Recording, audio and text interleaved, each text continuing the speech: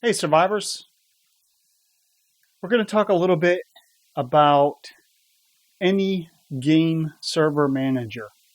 It doesn't matter if it's Windows GSM, if it's another one out there that handles multiple games, or if it's just a single manager like the ASA dedicated manager. There's a Conan manager, a Dark and Light manager. These managers are really not that complicated. First, let's look at a batch file. The old way, or the alternative way, if no server is available, is to create a batch file. Well, to me, batch files are very confusing. But they will, depending on how detailed you make it, you can have the batch file, download the game, install it, run it, and check for updates. So it is kind of like a mini server manager also, just done in a file format.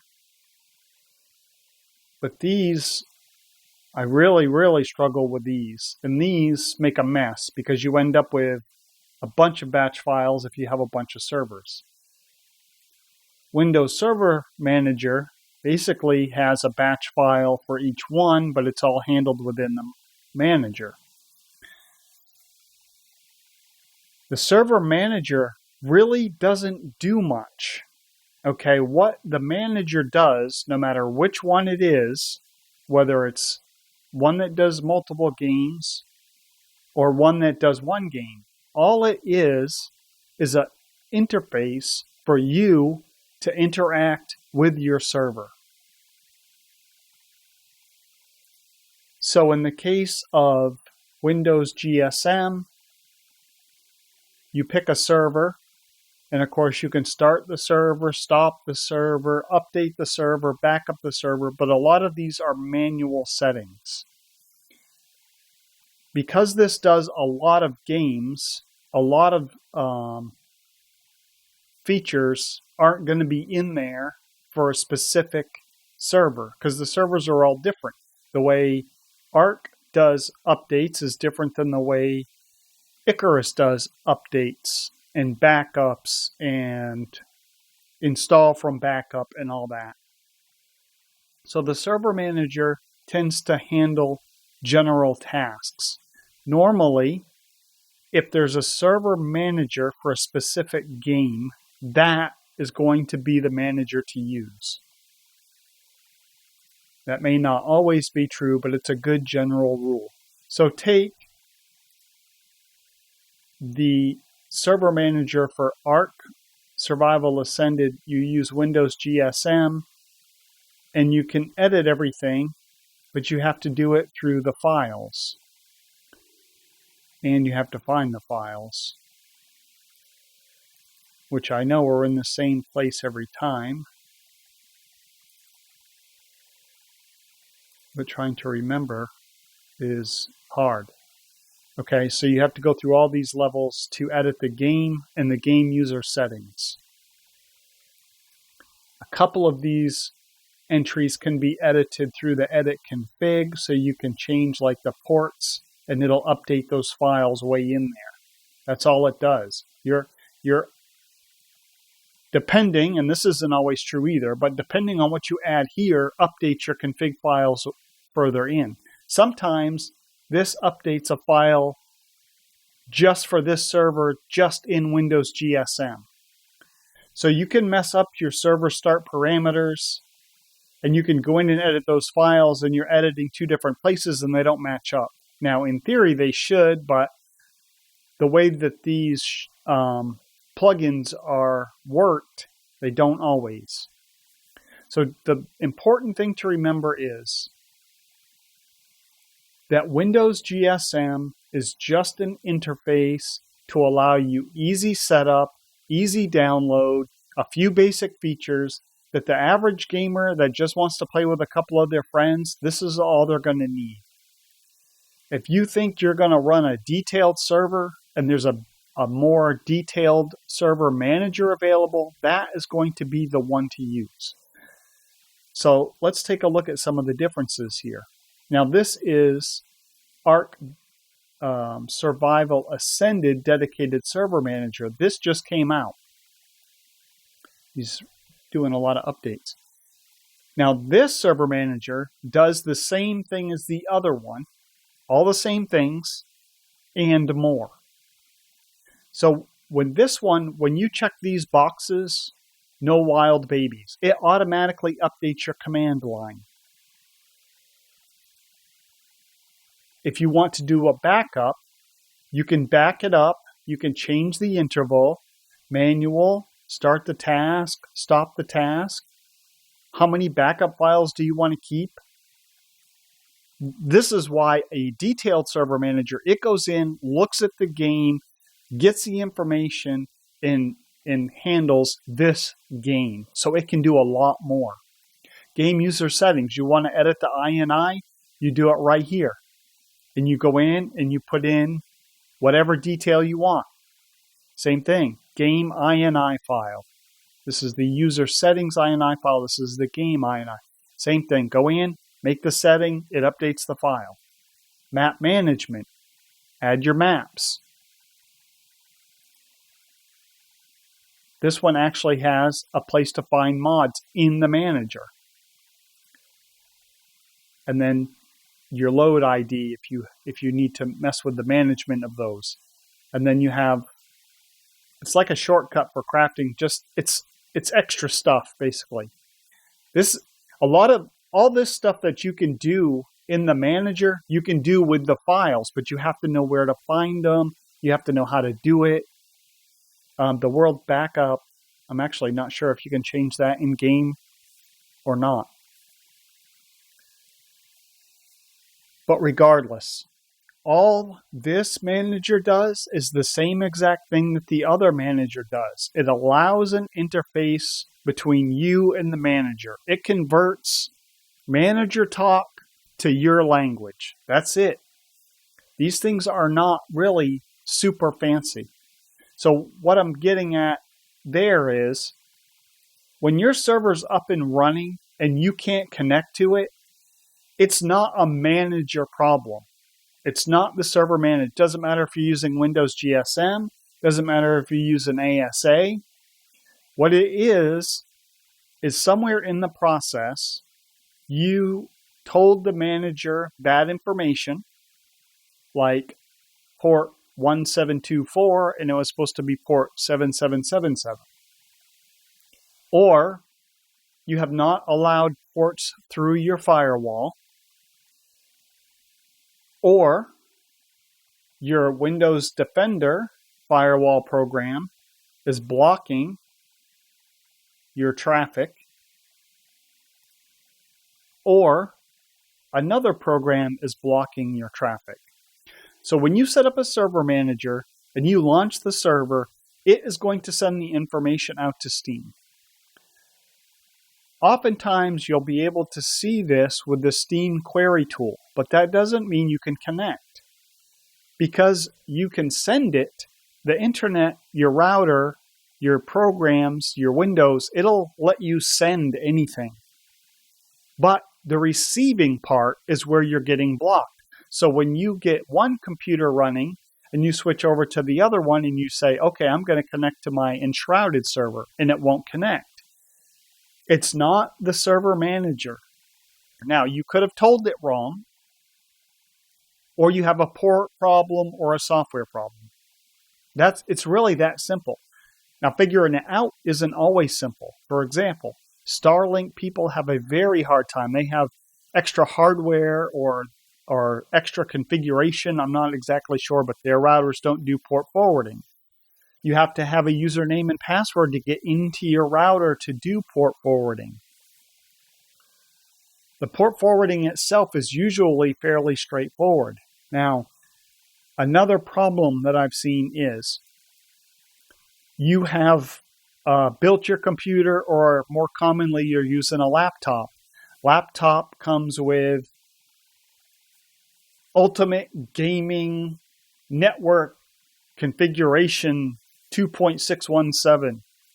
Well, inside there, it's controlling the flow of data, and that can block, if you're using it for a server, that can block incoming data, that software. So you could have router software, network card software on your laptop or computer.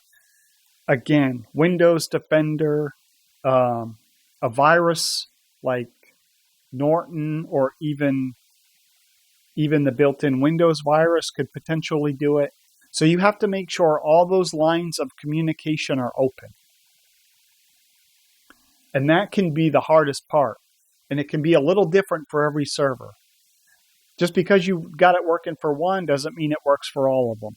Now, one common thing that I do with Windows GSM is, on most servers, if I can, I'll use the same port and query port. So like on the Forest and, let's see here, Icarus. I'm not going to run both of those servers at the same time. Those servers are simply for me to play solo on. So I'm going to only have one run. I'll start the server. I can use the same ports. I don't have to go in and configure the router with a bunch of different ports because I only run one server at a time.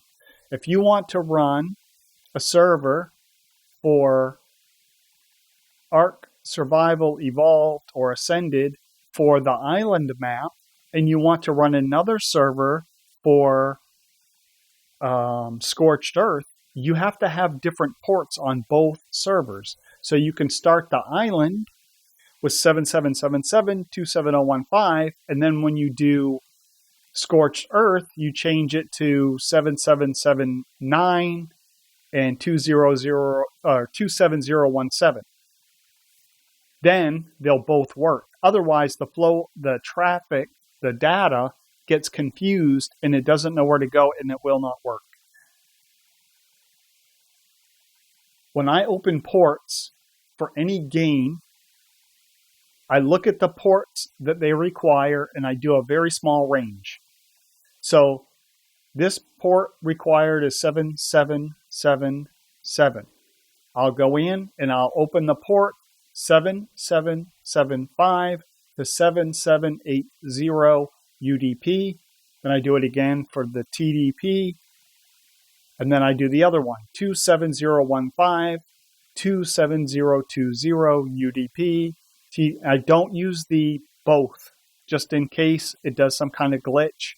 I do them UDP and whatever the letters are. Sorry if I'm messing that up.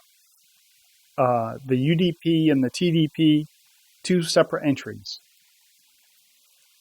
The other thing that's very important is your IP address should be static. If you restart your computer, you want the IP address to be the same, because as you can see, if you go in and open ports on all these and your IP address changes from 86 to 87, none of these are going to work in your router anymore. So that's very important.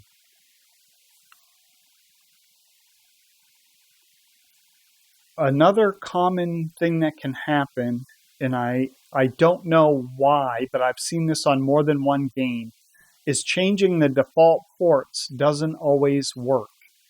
So on Enshrouded, when I changed the default ports, I could not get this to show up in Steam. I had to change back to the ports that they recommended. Now, this could have been a flaw in when I was set up and testing. I could have had a mismatch and overlooked something, but once I use the defaults in every location, the config file, which is a JSON, in the edit config here, that's when I could go in with the Steam query tool, find the server, then add the server to favorites. Any other changes on the IP and it would not work. So I don't know if that's something to do with Enshrouded, if it's something to do with the plugin for Windows GSM or Windows GSM itself. Other servers I've changed the ports on and it works fine. But that could just be a communication issue. The main thing to do when something doesn't work is stop and just think a minute. Getting excited that it doesn't work and going and changing a bunch of stuff leads to huge problems. Keep your config line, especially if you're using Windows GSM, keep your config line as small as possible. To start, get it working. So if you want, okay, I want to do an Ark Survival Ascended and I want to have 100 mods. And I want to do this and have it auto restart and all this stuff. Fine, that's fine. But don't do all that in the beginning. First, get a basic server up and running. Then add one feature at a time. You want to add a mod? Add one mod. Make sure everything works and that your mod takes and installs and it works. Then go in and add 5 or 6 mods. At least if it quits working, you know, okay, the one mod worked, so I must have messed up a number on the second mod and it's causing a problem. Or one of these other mods is causing a problem. Or I entered additional mods incorrectly, mod IDs incorrectly, and that's causing a problem. But you know one mod works. At least you have a reference in the starting point. If you go in and junk up this config line with 6 or 8 lines worth of code and your server doesn't work, you're never going to figure out what's wrong with it. Or it'll be so frustrating by the time you get done, you'll never want to do another server. It takes time to learn all of these things. So just start small. I'm terrible with servers, which is one reason why I love Windows GSM, because with some games, in 5 minutes, the server's working. In other games, like Enshrouded, it took me 6 hours, I think, to find it in the list. It was insanity. So, just another note with Enshrouded. From what I understand from reading what the developers said, the reason your server is not found in the Steam list right now is because the Steam list can handle, say, 200 servers. Well, there's 2,000 servers out there. So after the server hits 200, it's just random whether or not your server was in the list, and that's why you can't find it. When you add it to Steam favorites, somehow Steam recognizes that that's your favorite server, and so your favorites always show up, and that's why that's working. It's a Steam/Enshrouded coding problem. It has nothing to do with a server manager. You'll have the problem no matter what manager you use if you use no manager at all. And that type of thing can happen with any game, random things like that. So that's just something else to be prepared for. If you don't have 2 hours to mess with a server manager, don't even start. Wait until you have 2 hours. You can go in, add the plugin, and let it download. And then once it's done, then you need the 2 hours to make sure you can set it up, you can troubleshoot clearly, you're not in a hurry. If you don't have 2 hours, you don't have time to play anyways. So don't rush it. But that's basically it. I just wanted to explain some of these things with server managers. I offer help on my Discord. I've helped a ton of people, and I can tell by the questions they ask that they don't have any idea about the differences in server managers, what they do, where the problem is, how to identify it. I hope this video isn't too confusing and it helps to actually clarify some basic information. That's really all I was trying to do, more than troubleshoot. It's just, this is it. This is all it does. It's not that fancy. All right, my friends. It's time to go find a survival game and chop down some trees and cook some meat. I hope y'all have a great day. I hope this helps somebody. If there's anything I can do, jump on the Discord and ask me. The worst I can do is say I can't help you. But that's it, my friends. Take it easy. Good surviving.